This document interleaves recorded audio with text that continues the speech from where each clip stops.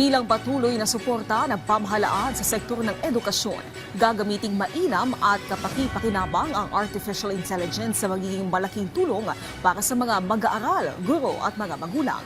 Kaugnay niya dinaluhan ni Pangulong Ferdinand R. Marcos Jr. ngayong araw ang paglulunsad ng Agapay program sa Quezon City Science High School. Si Kenneth Pachete sa sentro ng balita. Sa makabagong panahon, hindi dapat napag-iiwanan ng sektor ng edukasyon. Yan ang target ng administrasyon ni Pangulong Ferdinand R. Marcos Jr. Kaya tuloy ang mga hakbang para palakasin pa ang basic education sa bansa. 1, 2, 3.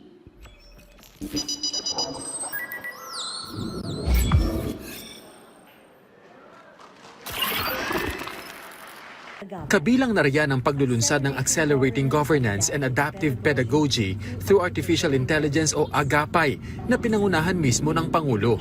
Umbrella program ito ng DepEd para sa lahat ng inisyatiba kaugnay ng AI. This is what we're trying to do today, standing next to our people and bridging the gap between technology and education. We all know that AI is shaping the way that we communicate and the way that we solve everyday problems. Our responsibility now is to ensure that our students use AI confidently and ethically, enabling them to stay ahead in this learning journey that they are going through. Pero bukod anya sa mga mag-aaral, mapapalakas din ang kakayahan ng mga guro, ng teaching personnel at mga magulang sa paggamit at integrasyon ng AI sa basic education. With the support of the ASEAN Foundation and Google.org, DepEd will roll out a national AI skills training program that will reach up to 1.5 million Filipinos, including learners, teachers, and parents. This means that students will learn how AI works. Teachers can learn how to integrate AI into their lessons.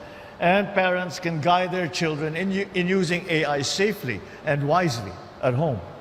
Gayunman, binigyang diin ng Pangulo na bagaman malaking tulong ang AI sa pag-aaral ng mga estudyante, may ilang bagay pa rin anya na hindi magagawa ang teknolohiya.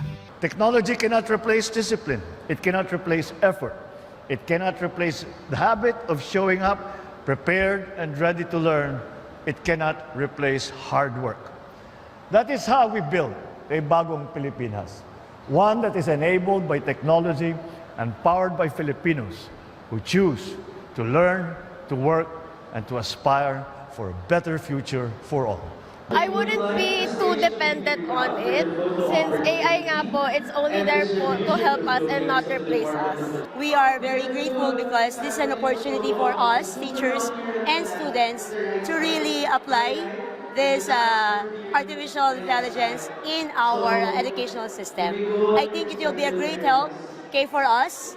Ipinunto pa ng Pangulo na itinutulak ngayon ng pamahalaan ang pagbuo ng Philippine AI Program Framework na layong ihanda ang ekonomiya ng bansa sa hinaharap. Tututok ito sa pagpapatibay ng infrastruktura, kabilang ang high-performance computing at sa pag-upskill ng mga guro at mga manggagawa na mahalagang bahagi anya ng pag-unlad ng bansa. Samantala, ininspeksyon naman ng Pangulo ang kinukumpuning gusali ng San Francisco High School matapos masunog noong Hunyo ng nakaraang taon. Target anya itong matapos sa buwan ng Hunyo, kasabay ng pagbubukas ng panibagong school year. Mula sa dating 2 palapag na may 12 classroom, ay ia-upgrade na ito sa 4 na palapag na may kabuuang 36 classrooms. Napakiusapan natin ang SM na magtayo din ng 24 classrooms. Kaya ito na yung construction para sa mga bagong classroom na gagawin ng Public Works para sa DepEd.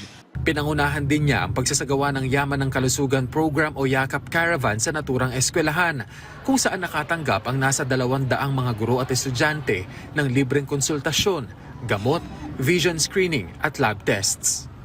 Kenneth Pachete, para sa Pambansang TV, sa Bagong Pilipinas.